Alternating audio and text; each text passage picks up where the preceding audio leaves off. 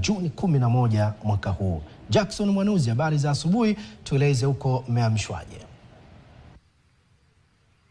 Habari za asubuhi ni njema kabisa. Abel, Onesmo, Neema Selemani, Ibrahim Chawe na wengine hapo studio. Kwa kweli siku ni njema kabisa hii. Tayari TBC tumekita kambi hapa bungeni Dodoma. Habari kubwa kabisa kwa sasa nchini ni kuelekea katika bajeti kuu ya serikali ambayo tukio hilo litafanyika Alhamisi hapa, lakini TBC tumekita kambi hapa kuhakikisha tunakujuza kile ambacho kinaendelea kuanzia leo, kesho na kesho kutwa mpaka tutakapompokea mwalimu mwenyewe.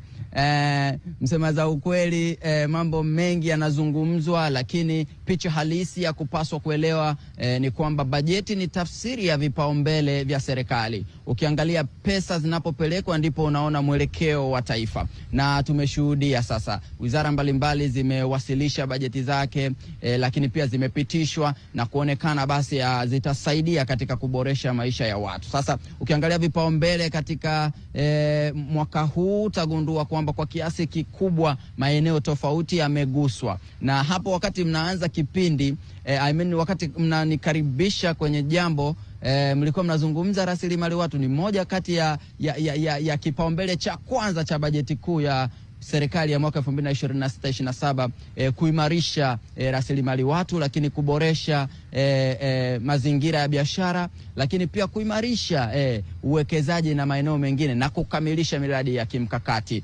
Kwa hivyo ni maeneo ambayo yana vipaumbele katika bajeti yetu bajeti ya serikali ya mwaka 2026-2027. Na kesho tutapata nafasi ya kuzungumza na mwenyekiti wa kamati ya kudumu ya bunge ya bajeti. Huyu ni Mheshimiwa Mashimba Ndaki, ambaye atazungumza mchakato mzima wa bajeti kuu. Lakini pia kesho hiyo Mheshimiwa Waziri wa Fedha atapata nafasi ya kuzungumza na wanahabari, na sisi tutazungumza naye kuelekea maandalizi ya kumpokea mwali wetu. Alkadhalika tutapata nafasi ya kuuliza maswali na kupata majibu ya vile vitu ambavyo tunatamani kuvijua. Lakini Alhamis pia ndo siku yenyewe ambao sasa Watanzania watapata mwelekeo wa kitaifa. Na tumeshuhudia hapo awali nilisema kwamba wizara mbalimbali pesa ambazo zimetangazwa zimeonekana, na labda kwa ufupi tu nikupitishe katika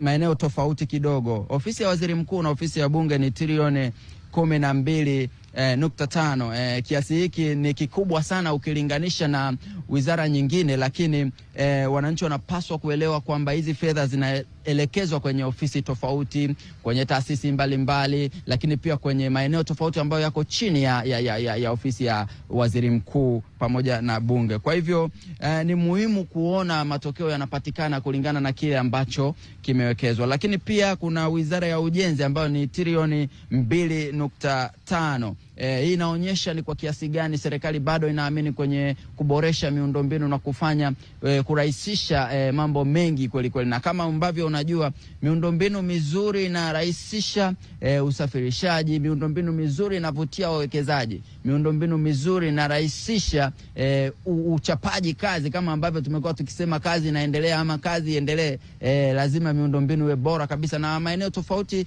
yanaendelea na ujenzi wa miradi mbalimbali. Hata hapo Dar es Salaam, wakati nakuja Dodoma nimetumia tu usafiri wa barabara, unaona namna gani ambavyo maeneo tofauti ujenzi unaendelea kuhakikisha miundombinu inaboreshwa. Lakini pia kuna wizara ya mambo ya ndani, hii ni trilioni 2.443. Sasa hapa tunazungumzia mambo ya usalama. Hakuna maendeleo, hakuna uchumi bila usalama, na usalama ndo kila kitu katika kuboresha ama kulinda maendeleo ya taifa. Sasa pamoja na hayo yote ni muhimu kuhakikisha basi sekta hiyo nyeti inapata bajeti nzuri kama ambavyo imeelekezwa. Lakini pia wizara ya kilimo ni trilioni 1.05.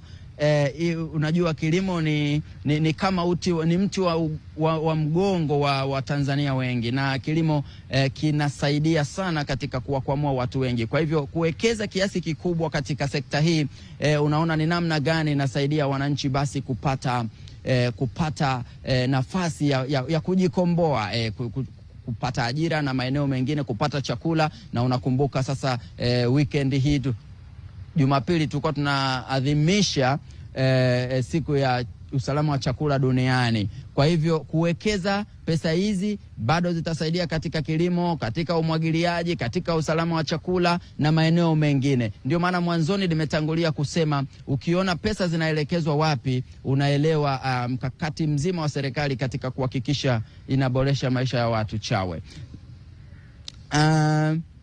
Lakini sekta nyingine ni wizara ya viwanda, hii ni bilioni 131.7. Hapa tunasema uwekezaji katika viwanda ni muhimu kwa ajili ya kurahisisha ajira kwa vijana.